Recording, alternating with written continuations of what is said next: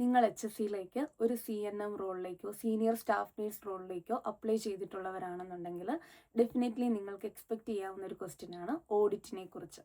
പല നേഴ്സസും ആദ്യമായിട്ടാണ് ഈ ഒരു റോളിലേക്ക് അപ്ലൈ ചെയ്യുന്നതെന്നുണ്ടെങ്കിൽ അവരുടെ ഫെസിലിറ്റിയിൽ മേ ബി ഈ ഒരു ഓഡിറ്റ് കണ്ടക്ട് ചെയ്യാനുള്ള സാധ്യത കുറവായിരിക്കാം. അതുകൊണ്ട് തന്നെ എങ്ങനെയായിരിക്കും ഈ ഒരു സിറ്റുവേഷനിൽ നിങ്ങൾക്ക് ആൻസർ ചെയ്യാമെന്നുള്ളതിനെ കുറിച്ചുള്ള ഒരു എക്സാമ്പിളാണ് ഞാൻ ഇന്ന് ഈ വീഡിയോയിൽ ഷെയർ ചെയ്യും. ഇതിൽ തന്നെ ഓഡിറ്റ് എന്താണെന്ന് വെച്ചാൽ അതൊരു റിവ്യൂ ആണ്. നമ്മളുടെ റെസിഡൻറ്റ് നമ്മളുടെ ഫെസിലിറ്റിയിൽ ഒരു ക്വാളിറ്റി ഓഫ് കെയർ റിസീവ് ചെയ്യുന്നുണ്ടോ, അല്ലെങ്കിൽ അവർ റിസീവ് ചെയ്യുന്ന കെയർ അതിൻ്റെ സ്റ്റാൻഡേർഡ്സ് മീറ്റ് ചെയ്യുന്നുണ്ടോ, അവരുടെ പേഷ്യൻ്റ് സേഫ്റ്റി എൻഷുർ ചെയ്യുന്നുണ്ടോ, ഇതൊക്കെ ഐഡൻറ്റിഫൈ ചെയ്യുന്നതിന് വേണ്ടിയിട്ടുള്ള ഒരു സിസ്റ്റമാറ്റിക് റിവ്യൂ അല്ലെങ്കിൽ ഒരു സിസ്റ്റമാറ്റിക് ടൂൾ അസസ്മെൻ്റ് ആയിട്ട് നമുക്ക് ഓഡിറ്റിനെ കൺസിഡർ ചെയ്യാം. ഇനി നിങ്ങളോട് ചോദിക്കുന്ന ഒരു ക്വസ്റ്റ്യൻ മേ ബി എങ്ങനെയാണ് നിങ്ങളുടെ ഫെസിലിറ്റിയിൽ നിങ്ങളൊരു ഓഡിറ്റ് കണ്ടക്ട് ചെയ്തിട്ട് അതിൽ നിങ്ങളുടെ എക്സ്പീരിയൻസ് അല്ലാന്നുണ്ടെങ്കിൽ നിങ്ങൾ ഇൻവോൾവ് ചെയ്തിട്ടുള്ള ഒരു ഓഡിറ്റിനെ കുറിച്ച് എക്സ്പ്ലെയിൻ ചെയ്യാനായിട്ടായിരിക്കും നിങ്ങളോട് ചോദിക്കുന്നത്. ഇതിനൊരു എക്സാമ്പിളായിട്ട് ഞാൻ ഫോൾ റിസ്ക് ഓഡിറ്റിനെ കുറിച്ച് പറയാം. എൻ്റെ ഫെസിലിറ്റിയിൽ ഞാൻ ഇൻസിഡൻറ്റ് റിപ്പോർട്ട് റിവ്യൂ ചെയ്യുന്ന ടൈമിൽ ഞാൻ ഫൈൻഡ് ഔട്ട് ചെയ്തു എൻ്റെ ഒരു 5 റെസിഡൻസിന് മൾട്ടിപ്പിൾ ഫോൾ ഉണ്ടായിട്ടുണ്ട്. അതും ഒരു സ്പെസിഫിക് ടൈമിലാണ് ഈ റെസിഡൻസിന് ഫോൾ ഉണ്ടായിരിക്കുന്നത്. സോ എൻ്റെ ആ ഒരു ഡേറ്റാസ് എല്ലാം ഞാൻ കളക്ട് ചെയ്തു.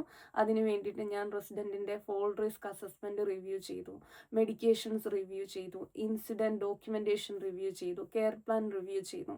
സോ എനിക്ക് അതിൽ നിന്ന് മനസ്സിലായി ഈ റെസിഡൻസ് എല്ലാം തന്നെ വാട്ടർ ടാബ്ലറ്റ് റിസീവ് ചെയ്യുന്ന റെസിഡൻസ് ആയിരുന്നു. അതിനുശേഷമാണ് ആ ഒരു മെഡിക്കേഷൻ അഡ്മിനിസ്ട്രേഷന് ശേഷമാണ് ഈ റെസിഡൻസ് എല്ലാം ഫോൾ ഉണ്ടായിരിക്കുന്നത്. റെസിഡൻസിന് പലർക്കും മൊബിലിറ്റി ഇഷ്യൂസ് ഉള്ളത് കൊണ്ട് തന്നെ ഈ ഒരു അർജൻസി കാരണം ടോയ്ലറ്റിൽ പോകാൻ ശ്രമിക്കുമ്പോൾ അവർക്ക് ഫോൾ ഉണ്ടാവുകയും ചെയ്തു. ഈ ഒരു കാര്യം അസസ് ചെയ്ത് അതിന് വേണ്ടിയിട്ട് ഞാൻ കുറച്ച് ഇൻ്റർവെൻഷൻസ് ഇംപ്ലിമെൻ്റ് ചെയ്തു. ആദ്യത്തേത് പ്രോപ്പറായിട്ട് സ്റ്റാഫുമായിട്ടുള്ളൊരു കമ്മ്യൂണിക്കേഷൻ ഡെവലപ്പ് ചെയ്തു, അവർക്കുള്ളൊരു അവയർനെസ് കൊടുത്തു. എങ്ങനെയാണ് മെഡിക്കേഷൻ ആ ഒരു ഫോളിലേക്ക് റിലേറ്റ് ചെയ്തത്, അവർക്ക് വേണ്ടിയിട്ടുള്ള ടോയ്ലറ്റിംഗ് ഗ്രൗണ്ട്സ് ഇൻക്രീസ് ചെയ്തു, സ്റ്റാഫ് അസിസ്റ്റൻസ് ഇൻക്രീസ് ചെയ്തു, അവരുടെ ഇൻഡിവിജ്വലൈസ്ഡ് അസസ്മെൻറ്റും കെയർ പ്ലാനും അപ്ഡേറ്റ് ചെയ്തു. ഈ ഒരു ലെസൺ എങ്ങനെയാണോ ലേൺ ചെയ്തത് അത് എൻ്റെ സ്റ്റാഫുമായിട്ട് ഞാൻ ഡിസ്കസ് ചെയ്തു. ഈ ഒരു ഇംപ്ലിമെൻറ്റേഷന് ശേഷം ഞാൻ ഇതൊരു റീ ഓഡിറ്റ് ചെയ്ത ടൈമിൽ എൻ്റെ ആ റെസിഡൻസ് എല്ലാം കറക്റ്റ് ടൈമിൽ ആ ഒരു ടോയ്ലറ്റിംഗ് അസിസ്റ്റൻസ് അവർക്ക് കിട്ടുന്നുള്ളത് കൊണ്ട് തന്നെ അവരുടെ എല്ലാം ഫോൾ റിസ്ക് കുറവായിട്ട് ഞാൻ നോട്ട് ചെയ്തു. ഇത് കൂടാതെ നിങ്ങൾക്ക് പറയാൻ പറ്റുന്ന ഓഡിറ്റുകളാണ് pressure ulcer audit, restrain audit, hand hygiene audit, ski sheet audit. ഇതുപോലുള്ള കൂടുതൽ ക്വസ്റ്റ്യൻസിന് വേണ്ടിയിട്ട് ഈ പേജ് ഫോളോ ചെയ്യുക. Thank you very much.